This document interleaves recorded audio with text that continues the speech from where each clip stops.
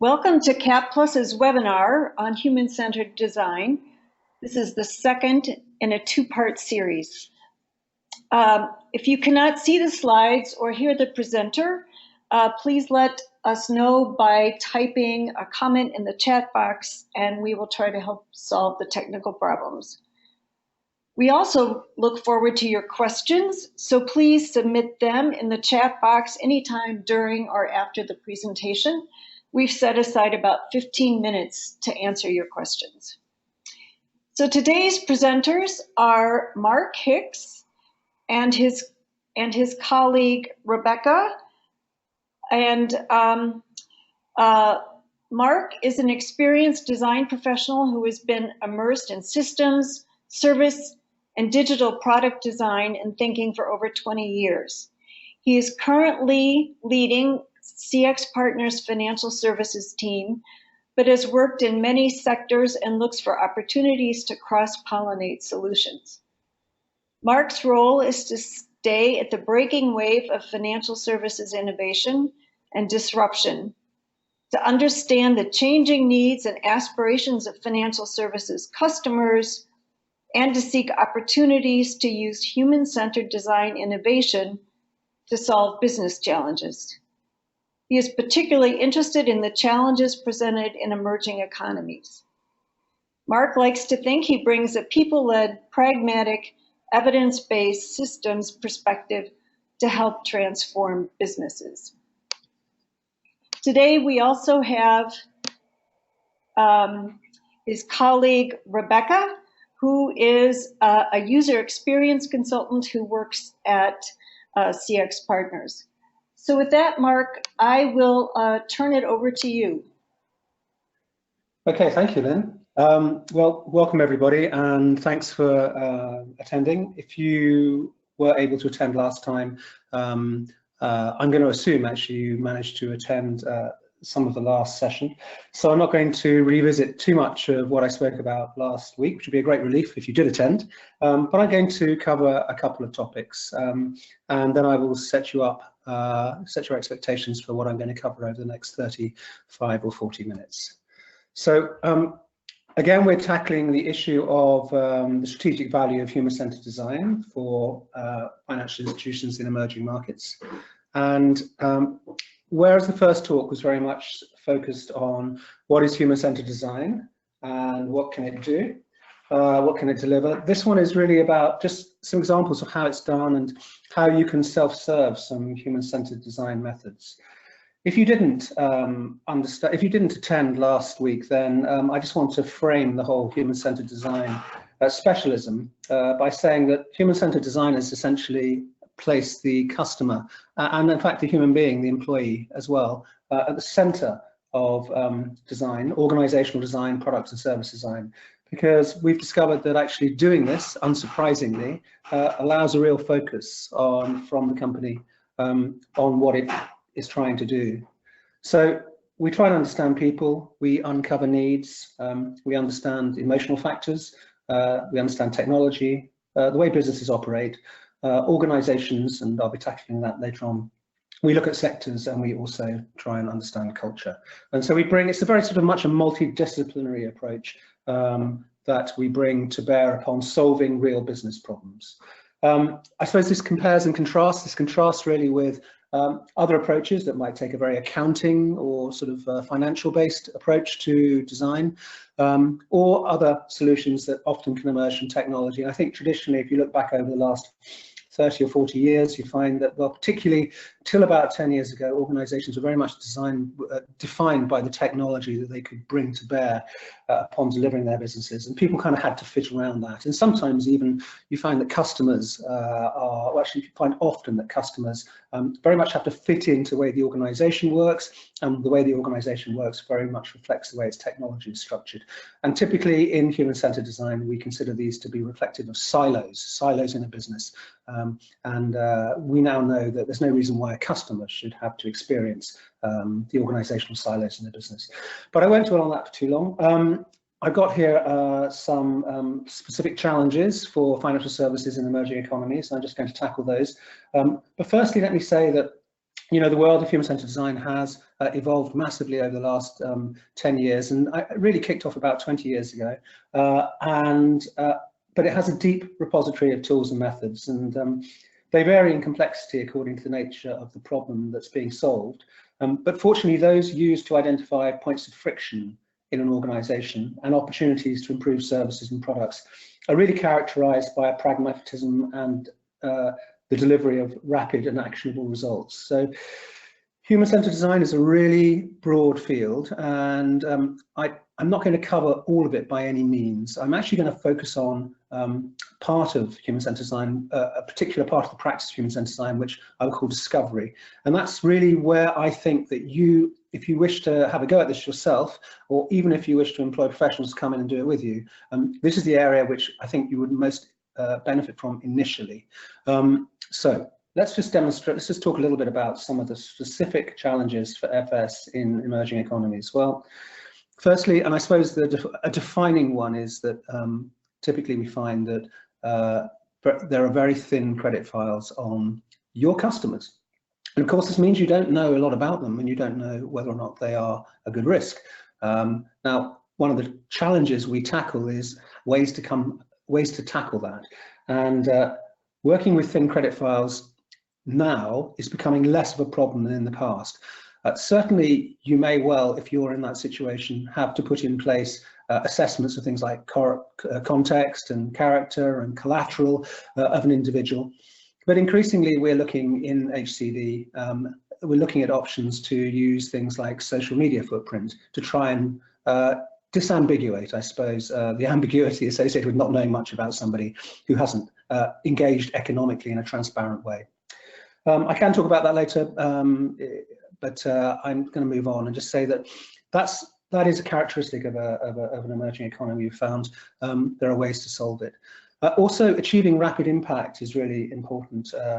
It is possible to spend quite a lot of time uncovering problems and challenges and seeking opportunities for organizations, but what we do is we've developed a sort of rapid set of techniques that allow us very quickly to get in, assess a situation, and come up with a set of principles and recommendations to allow an organization to move on. And I think rapidity is important. Finding the right opportunities, but inevitably can be difficult, and it can be difficult for an organization to reflect on itself. When you bring human-centered designers in, they cast and reframe, they cast a new perspective, they reframe problems very much from the point of view of the customer. And although this sounds fairly straightforward and self-evident, in fact, it can often lead to some quite illuminating moments for an organization. A light tech roadmap often is important. Pockets aren't always that deep, and expensive technology platform solutions just are out of the question. But what we do know is that there's a lot of technology around which is shareable, some of it's free, that can be used and also does the job well, so we would look for that. Finally, culturally sustainable solutions are critical, by which I mean that we can't just lift and shift solutions from one culture to another. What works in one culture may not work in another, and I think that's become particularly clear to us in some of our work in microfinance recently, where the cultural determinants of whether or not a microfinance operation works effectively is very much rooted in how that culture relates to money and other factors.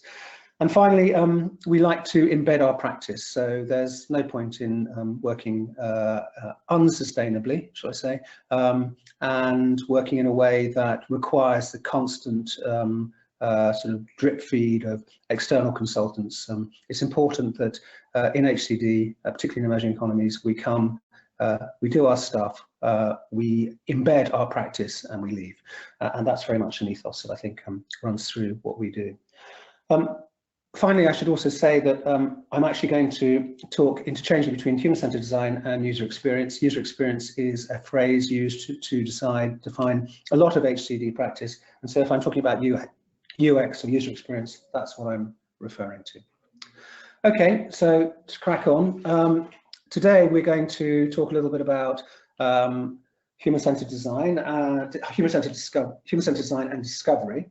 and particularly about understanding your customer journey. And this is so critical. It's sort of like the 101 of user experience design. It's really important to understand your customer, and really important to understand your customer's journey. And I should say a close second is to understand your employee's journey as well. So that's the first thing I'm going to tackle, and just talk about some ways to do that. I'm then going to give you some examples of some work we've done recently with a microfinance operation in Kazakhstan, who've been generous enough to allow us to use our work with them as an example, and also to name them. So I'll be doing that later on. And then we're going to, my colleague Becca will just run through a prioritization workshop format that we're kind of giving you with this presentation deck, which you may wish to use back in your businesses. But firstly, let me move on to understanding your customer and their journey. So one of the things about the operation, or the businesses you run, is that they will be characterized by customer journeys. And we use this phrase really to describe the journey through your organization, from, let's say, a customer approaching your organization and hoping to acquire a specific service, to actually being engaged and signed up as a customer, also through to the point where they may leave your organization. So if they're, for example, taking a loan, it's the whole process of signing up for the loan, living with the loan, and then paying off the loan. And then, of course, there are opportunities perhaps for you to resell to that customer if their context requires the delivery of another loan. And we call that a journey. It's a journey through. Now, so I'm going to talk a little bit about customer journeys, and understanding them can help you understand where your customers will help you understand where your customers are experiencing friction in their journey, by which I mean points in the journey where they get stuck, or they don't understand something, or the complexity of the questions you're asking them mean they just bail from the whole process, by which I mean they just leave.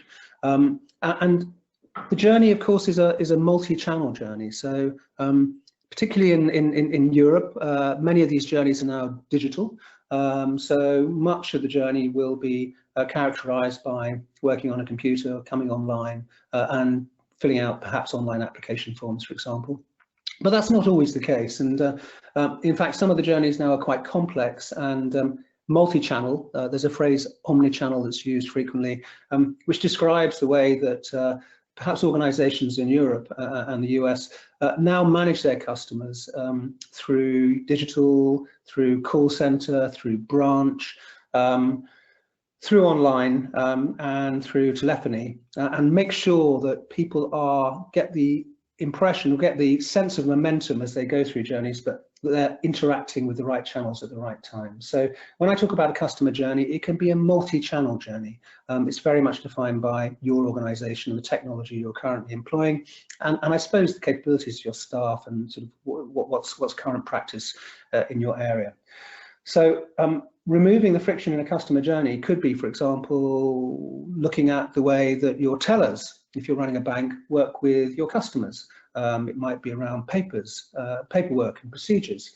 Or it might be something, if you're more digital, it might be the way your online application form works. We see in Europe actually some pretty horrendous online application forms that can take ages to fill and lead to huge amounts of bailouts. So just using digital doesn't mean you've got a great solution. You can design digitally really badly, like you can design anything really badly. But diving in and understanding the customer journey will allow you to understand where the friction is.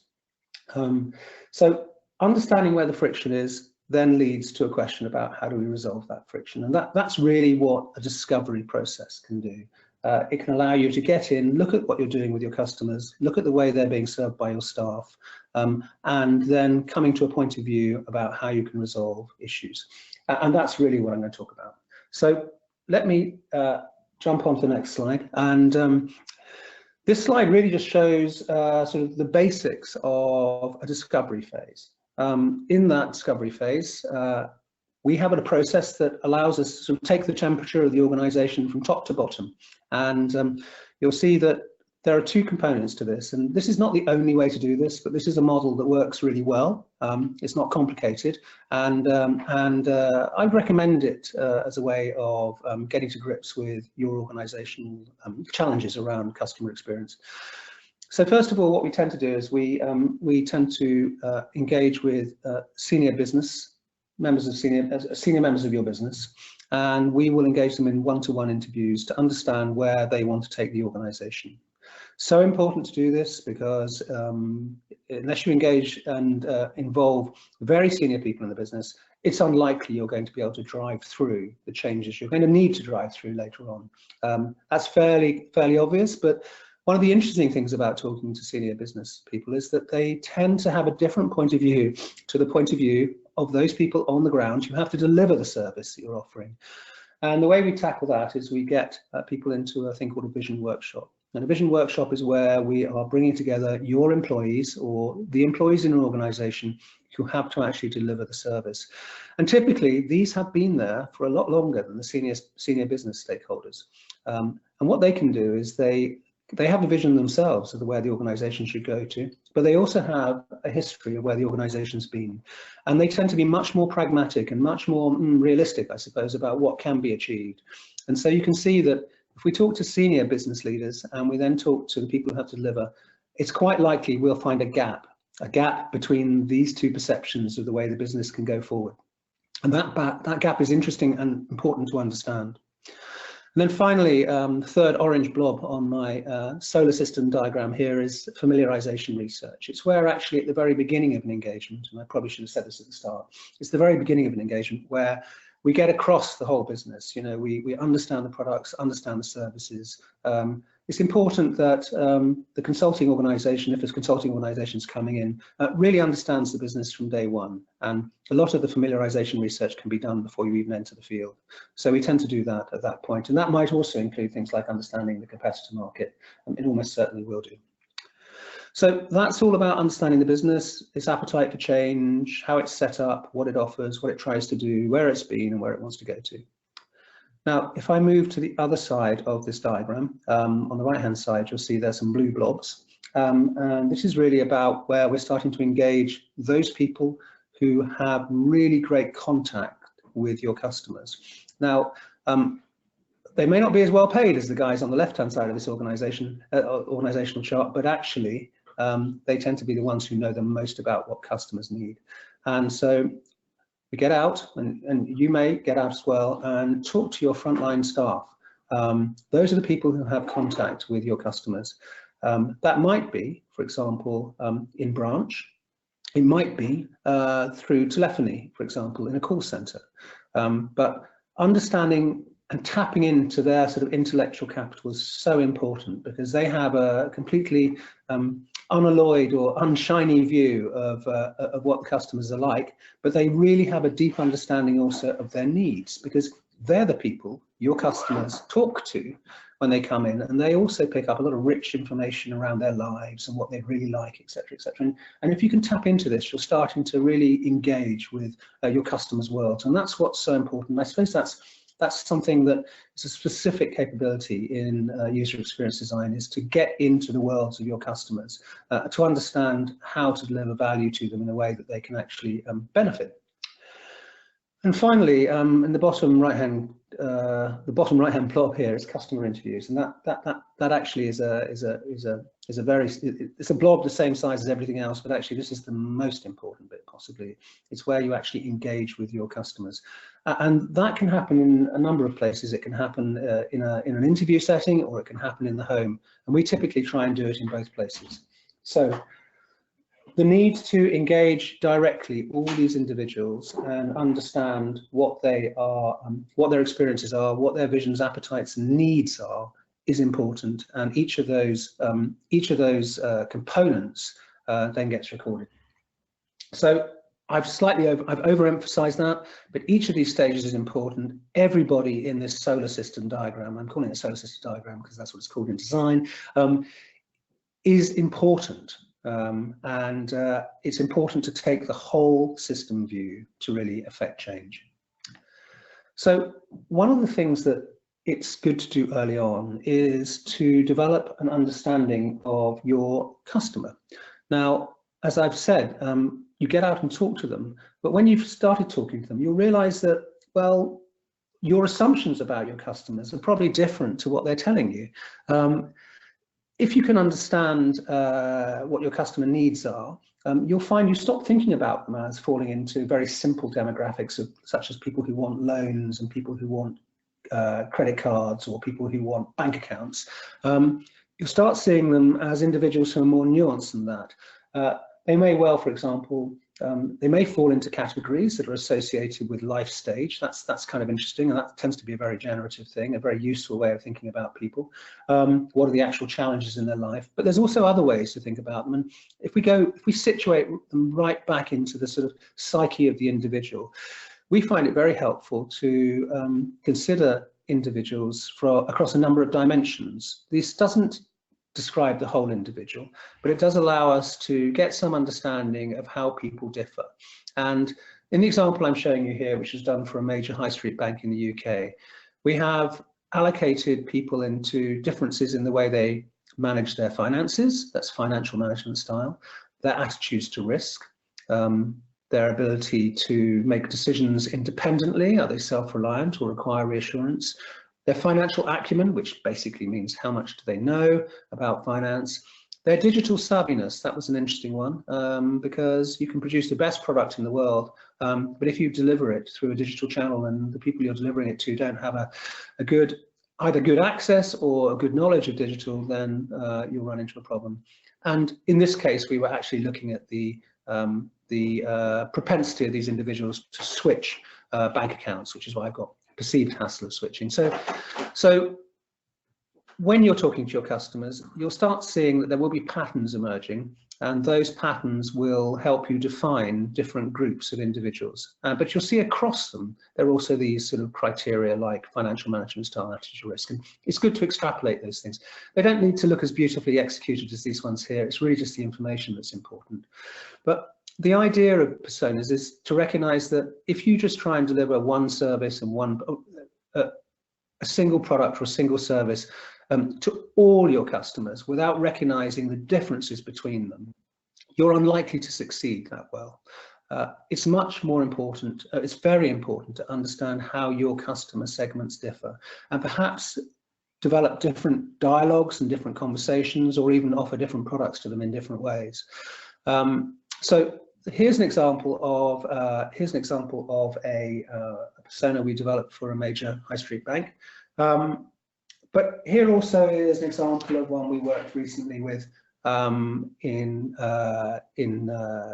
Kazakhstan, where we started putting together a customer persona based upon some of those criteria, but also we started pulling in information from a workshop as well. So whereas a persona normally would be built from your understanding of your customers and all those individuals I spoke about earlier on in the solar system diagram who can contribute to that, actually this microcredit customer persona we put together initially without customer input. We were really interested to understand how the business thought about its customers. So if you're running, I've mentioned already that if you have a number of groups that you identify who represent discrete samples of customers in your bank or financial service organization, it's really important to work out who you want to serve. And typically there will be a priority customer group, maybe per product or maybe just for your bank in general or your financial services organization. And it's important to understand which are the ones whose needs you want to serve best of all, because it's very difficult to serve everyone's needs equally. And that is a process of prioritization, and that we will tackle later on about how you might go about doing that. Okay, so part of developing strategic assets to allow you to think constructively about how to deliver better services to your clients is the development of the actual embodiment of a customer journey in what we call an experience map. Now, it doesn't need to look like this. And in fact, I've thrown up one that is nothing to do with the financial services area. It's all to do with catching a bus. And the reason I show you this is because there are many ways to embody your findings about your customers and your customer journey. But of course, when you go out and talk to them about their experiences with your products and services and a bit about their lives, you will be talking to them about their customer journeys. And so we take that information and we structure it in a way that reflects something about their journey through your organization and through your service. The importance of doing this is to allow, it does a number of things. One is it allows your organization to gain a common view of the experience of your customers. But it also, for the first time perhaps, allows you actually to understand and identify where there are problems to be solved, needs to be met, and opportunities you can take up. So here is an example of a customer journey for a bus passenger. And you'll see that we, in this case, and this is quite typical, we sort of phase up the description of the journey. And here we've done it into bus journey planning, the experience at the bus stop, and the actual journey afterwards. And it's quite a simple little experience map, because it just simply says, these are the things that are concerning customers at these stages. And although it's very simple, it was quite powerful, and it led to the development of quite a significant technology, actually, that we put in the hands of customers, bus customers, and it helped them navigate a bus journey. Now, this is one example. I'm going to show you later on another one, which will be quite different. But first of all, let me show you the process. So the process tends to be, to create a experience map, tends to be the aggregation of the information you found when you were out talking to people. And we tend to do this in using Post-its. And Post-its are great because A, they're cheap, there are lots of them, and they come in different colors. And they afford themselves the ability, you can use them to create lines and maps, and experience maps in particular. But they also allow you to move things around. And actually, this example here I'm showing you is what we'll call an assumptive journey. And that's where we haven't yet had a chance to get out to customers to talk to them. But what we're doing is we're trying to capture the information in the business from the senior management team and from frontline staff, and get their understanding of where the issues are in the business and what the customer journey is like. It's called an assumptive map because these are based on assumptions, and it's a really interesting thing to do, actually, to do this once with your senior management team and your frontline staff, and get the map up on a wall. It doesn't need to be any more, it doesn't need to be visualized any better than this, but it does need to be broken into stages, such as, you know, application, and maybe living with something, and then maybe paying off something. I'm thinking about loans here, really. So the reason why it's great to do an assumptive journey, a bit like I did an assumptive persona, showed you an assumptive persona on, is that it captures where the business is in its thinking. And then what's interesting is when you go out and actually talk to the customers and you create a real experience map based upon their real experiences and what they told you, again, you can look at the difference between the two. And that difference between the two describes the difference you need to cross with your management team to help them understand where your customers really are. So this actually resulted in a rather fabulous experience map, which I'm showing you here, and that is what we call an as-is customer journey. So this was done for microcredit organisation ACF in Kazakhstan, the one I've been referring to throughout. And actually, this is an example where we have used, rather than using words and using Post-its or Post-it-like things, we've actually used iconography, in other words, pictures. And we've also translated it into a couple of languages because that suited the requirements of our customer, and we wanted it to be widely understood. So let me just move on for a moment to how we established opportunities and priorities for the service. So HCD, user experience, can be used to focus on innovation.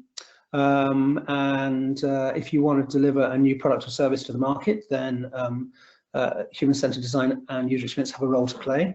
Alternatively, it can be used to improve existing services by focusing on pain points and finding opportunities for improvement. This is the bit I'm going to talk about now. And I think that I've already mentioned that there are a number of stages to go through, but essentially, those two outcomes, innovation and improving your services, I'm going to focus on improving your services, as I said, because I think that is firstly, that's the most accessible thing for you guys to learn how to do. You can certainly do it in your own businesses. If you go down the innovation route, then it requires other techniques and tools, and time is short. So I've talked about understanding customer needs. I've talked about understanding business needs a little bit. If you were to go into an innovation route, you would be generating multiple ideas at that point. You'd be building prototypes, and you'd be testing and iterating. And actually, you would probably be following a sprint-based approach, which is a particular approach to running quickly. It embodies a philosophy about products and service design. It's used very widely, and it tends to be fast, and it's also associated with the development of alphas and betas. I'm not going to talk about that anymore, but if you wish to talk about it further, then contacting CapPlus after this would allow us to engage in a conversation. What I'm talking about is the other route, where having understood your customer needs and your business needs, you are producing the strategic assets I've discussed, such as personas and journey maps, from which you derive recommendations, you prioritize them, and you then develop a roadmap and a strategy. And this really is an improvement route. So this is the improvement route that I've been referring to throughout, and that I will talk a little bit more about now. So discovery, straight through, understanding customer needs, understanding business needs, consolidating these things in strategic assets, which essentially are just tools to think with. And I should have emphasized that earlier on. All this stuff are just tools to think with and make better decisions about your service with. Then go into recommendations, prioritization, and roadmap and strategy. Very quickly then, let me run through some work we did with ACF, I said, who have been kind enough to let us use their case study.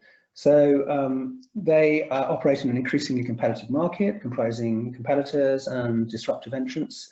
They recognise the need to differentiate and remain profitable, to retain clients and employees and to improve their service. But they also want to grow and develop their products. They are a profitable microfinance organisation. They focus on women in rural communities for social impact, and the other components I think I've already mentioned. So real business, successful, working in an increasingly competitive environment, need to work out how they can move on. So I'm not going to go into detail about the customer experience outcomes. I'm just going to rattle very quickly through the work we did. And it really is just going to be, much of it will be a rephrasing of the work I've already talked about, or the approach I've already talked about. But it's we took the same approach I mentioned earlier on, which is we understood the competitor in the market. We were able to do this from the UK before we got out there. We then engaged senior stakeholders and front-end staff. We ran a vision workshop. We undertook customer interviews. We undertook branch visits, and we were also able to undertake home visits. And that last thing isn't always possible, but in this particular instance, it was particularly useful. So here's some shots of the business research. And as you can see, it's a lot of people collaborating, really, really intensely focused, actually. It was very, very gratifying. The organisation totally got behind this initiative and utterly embraced a human-centred approach to thinking about their organisation. I remember a couple of days in just saying to the CEO, is this the kind of thing you're expecting? And was very gratified to hear back that, you know, this is the first time we've had consultants come in and actually asking us about what we did, rather than just looking at our books. And I think that sort of does personify the whole human-centered design approach. Is absolutely about the way people do things. It's about human beings at the centre of the organisation. So we sought to uncover the views, knowledge and enthusiasm of senior stakeholders around the context and constraints and opportunities to deliver better services. We wanted to understand more about the customers and about the technology. And this was actually a couple of days of really intense workshopping. But at the end of it, we ended up with an assumptive map. And that told us everything, well, not everything, but told us everything we needed to know about how the business thought about their customers and the delivery of their service and where the pain points were.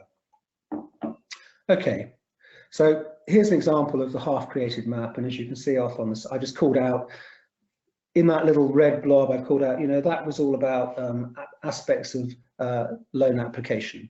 And so from left to right, these are phases of the process of applying for a loan. And as you go from top to bottom, there are implications around pain points, opportunities, and as you get towards the bottom, some of the technology constraints. So we did create a persona, and we used the senior team to create personas, and this was again, sorry, not just the senior team, but also senior team loan officers, frontline staff, to create a persona, and this was incredibly useful because it allowed us to generate a number of personas and agree what our priority was.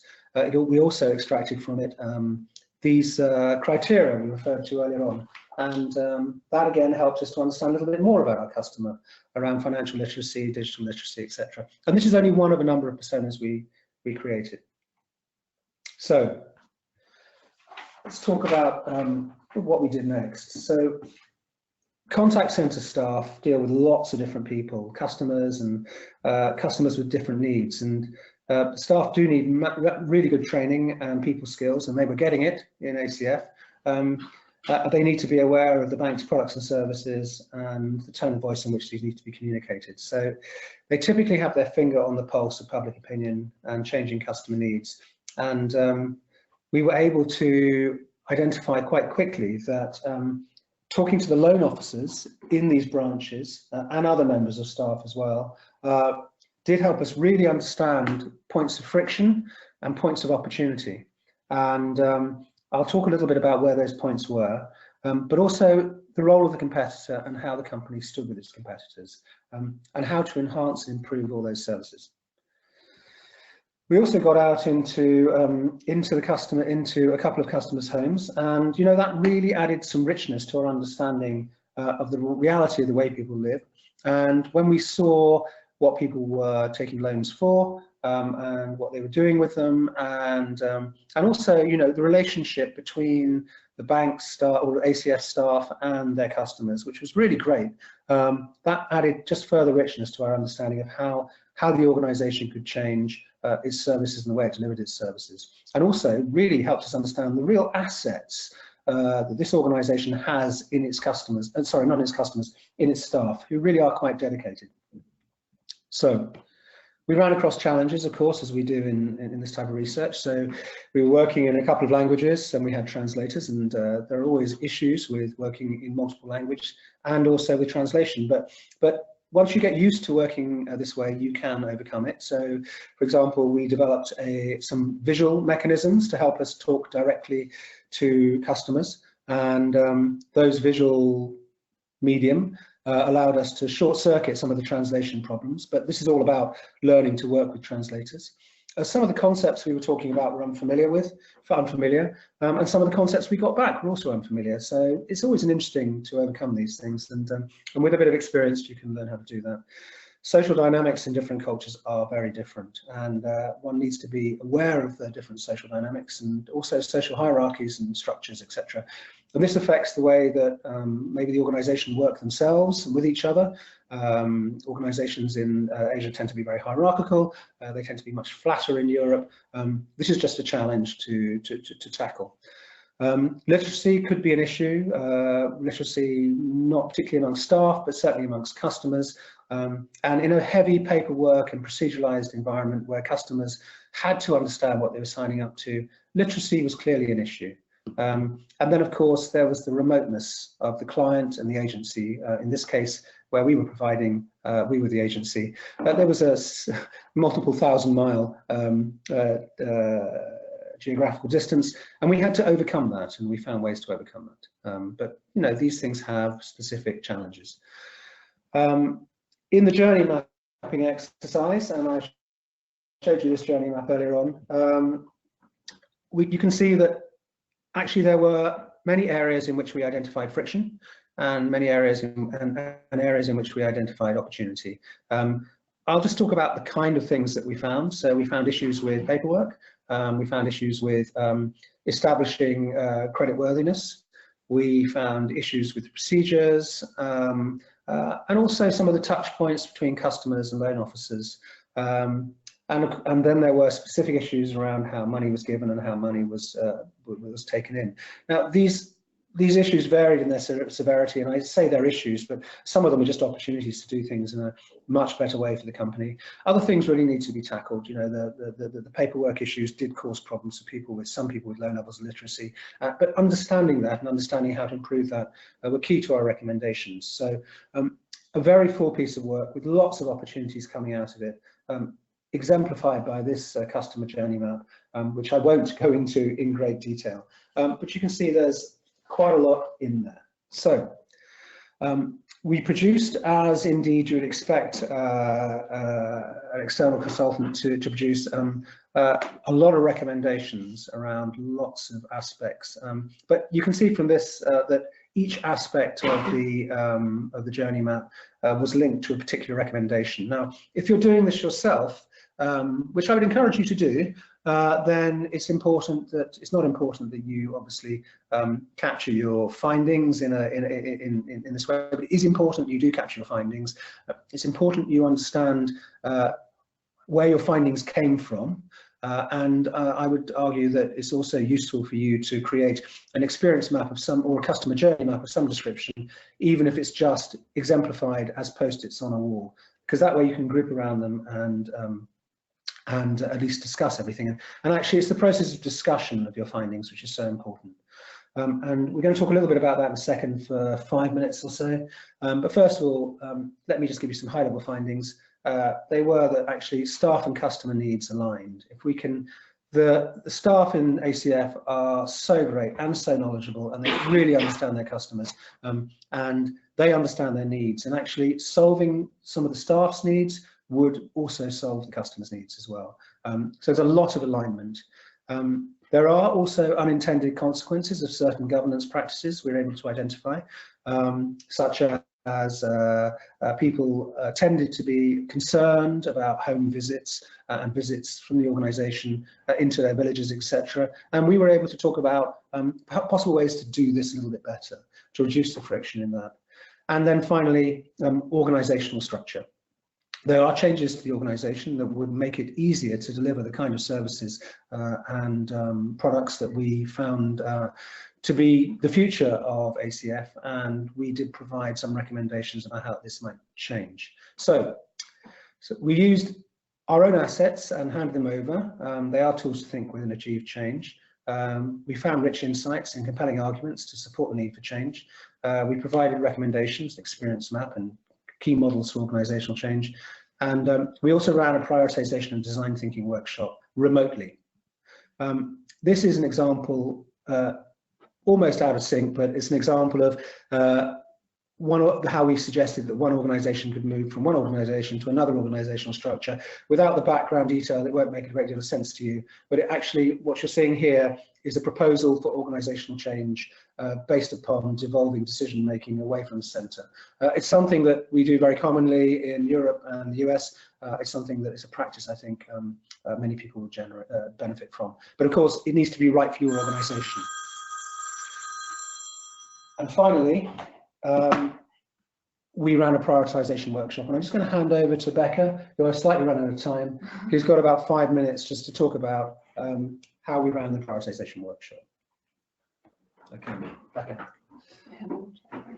All the highlights of the prioritisation. Yeah, workshop. In the interest of time, I'll just run through some sort of key highlights or important things.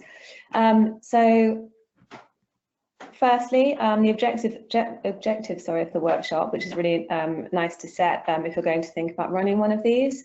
But really, you're going to be thinking about prioritisation of problems to be solved, and getting the team together to think about how solutions could be put in place to solve some of the problems from the key insights from the discovery phase of the research.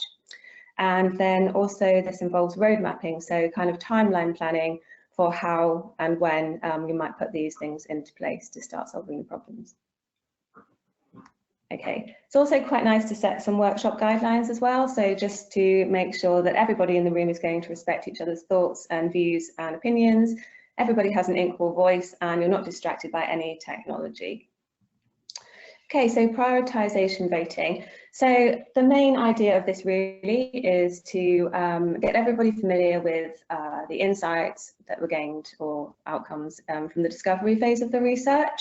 So just to make sure that everybody across the business is kind of, or the key people across the business that need this information are really aligned on what the insights were from the discovery.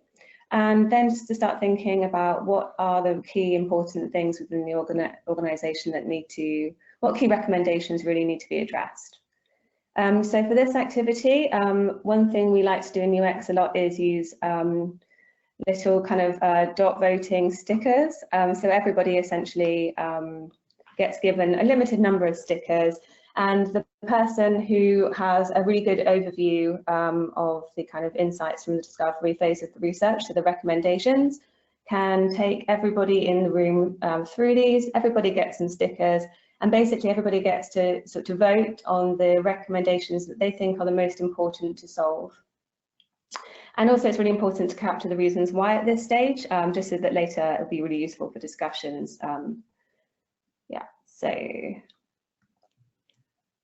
great. So following that, so everybody has dot voted and they've decided on what's really important to them, what recommendations are important to solve. And then there's a design thinking exercise. So design thinking really is a creative problem solving exercise, which actually it's about putting the kind of the customer at the center of well, to solve the problem. So actually really using the rich insights gained from the discovery about kind of customer needs to design kind of creative solutions to the problems that are identified in recommendations. And so it's actually really fun, and so everybody can be involved in this. And I think there is lots of people sort of think, oh, design thinking, that sounds like something I can't do, I don't think creatively, but actually the process means that people really get introduced to it quite sort of slowly and actually get really on board with it, and it's actually really good fun. And people surprise themselves. So I won't go into too much detail here, but you'll have access to the slides. So really you just need your brains, lots of post-it notes, and obviously the kind of prioritization or the recommendation list from the previous exercise. And the idea is really that people, so you have your list of recommendations, you've decided what you're prioritizing and what people are most interested in based on the dot voting before, the exercise before. And really the idea is everybody gets into slightly smaller groups, and they pitch, everybody within the group chooses the recommendation that they think was most important to them, which is probably what they've chosen the prioritization dot voting exercise beforehand. And the idea is that everybody pitches what that, why the recommendation that they would like to sort of work on soonest or is most important to them, to the rest of the group. And then as a group, they kind of vote on, which they're going to work on first. So whoever's sort of pitch was sounded like it will be the most interesting to work on. Probably can't vote on your own at that point. And then the idea then is that you can stick up on the wall, there's just one way of thinking about it, the problem that you're going to solve. And then you start thinking about why the problem exists. So not jump into kind of solutions at this point, but why is that problem? Why does that problem exist? Why do customers have that problem? And why has that recommendation come about? And then as another kind of round or layer here, you start thinking about how that problem can be solved. So you at this point have an understanding, or you've kind of been speaking about all the different reasons that problem may have surfaced in the first place, or why it might be apparent, and then you can start thinking about kind of solutions for that problem. And then moving on from that, slightly more time consuming, but actually designing a prototype. So getting people in the group to try and come up with some solutions or ways to solve the problem. That can be, designing new documentation. It can just be really high level, but designing new documentation or some kind of technology that could be used, or anything at all really, that they can kind of sketch out, build a prototype, and then start passing around to other groups to try and get feedback to see how that would work, and develop it. And then the final exercise here is a sort of a roadmap or timeline. So this is just really about planning how that prioritization is going to play out in terms of time. So many organizations think about 18 months ahead. you know, what problems do we need to solve, and when are we going to do that? So at this point, you've then you've voted on the kind of the things that need to be prioritised. The design thinking exercise has let people have a think about, you know, what kind of things might go into that and how the solutions might look. And then people can start planning as a group, or the organisation can start planning as a group with everybody in the room, how that might actually work out time-wise, so they can consider the kind of technical sort of issues there, regulatory constraints, commercial value, and things like budget, to essentially plan, how quickly they can get working on these solutions to overcome the problems. Okay. Thank you, Rebecca. And I think that's concludes our talk, and I think it's probably over to Lynn to invite you guys to ask any questions that you may wish to ask. Thank you, Mark and Becca. Appreciate it. And please do submit your questions for them. We have 10 minutes. And I guess a starter question is, how long does the entire process take from start to finish? Okay, that's a good question. Thank you. So typically for a discovery process, I think we can execute, we tend to think about it like this. So we execute a couple, 1 to 2 weeks, or not just we, but rather a design team, user experience design team will spend a week or two understanding the context, ingesting relevant material, understanding the competitors, and setting the project up. Couple of weeks then in country or in the field, working with the organisation, carrying out all those components I talked about today, such as the business research and the customer research. And then a couple of weeks, a week or two, but typically 2 weeks, I would say, to pull it all together into the strategic assets we just discussed, and also to put together a remote prioritisation workshop, such as the one that Becca talked through over the last few minutes. So between 5 and 6 weeks, I suppose, ideally, but I think it could be contracted to 4 weeks. So between 4 and 6 weeks. There we are, between 4 and 6 weeks. Great, thank you. Another question, you earlier referenced the opportunity to use this to identify lower cost technology solutions, some even free. Could you explain a bit more about what you're referencing? Yeah, absolutely. So there's huge pressure on organizations, I think particularly financial services organizations, to upskill or up tech, shall we say, their platforms. And we found that although it's important to have to move with the times, it may not be important to buy all the functionality and features that technology suppliers would like you to have. So given that, and if we take the customer at the very start of this process, it's important to realize that the customer has in their hand and in their pocket perhaps the most powerful piece of technology in the whole ecosystem, and that is likely to be their phone or their laptop, or access to a computer or the internet. And this stuff, once you've got it, is for free. So it's interesting to look at how we can take advantage of the free stuff that's in your pocket, rather than asking organizations to buy expensive technology solutions. Let me give you an example. So we found actually recently that that WhatsApp, which is a freeware solution actually owned by Facebook, but if you don't mind that, WhatsApp actually has a lot of functionality around that allows people to get organized. It would allow, for example, the distribution of application forms to remote areas. It allows photographing of collateral and capital, and these sorts of things. So I think playing in cleverly and creatively free technology to augment the basic digital platform that people will be aspiring for is a useful way to think about upskilling an organization. So we're trying to get people off the need to buy something really expensive and make sure that the technology that they do acquire is very much customer driven and exploits as much as possible free technology appropriately. Thank you. That was very helpful.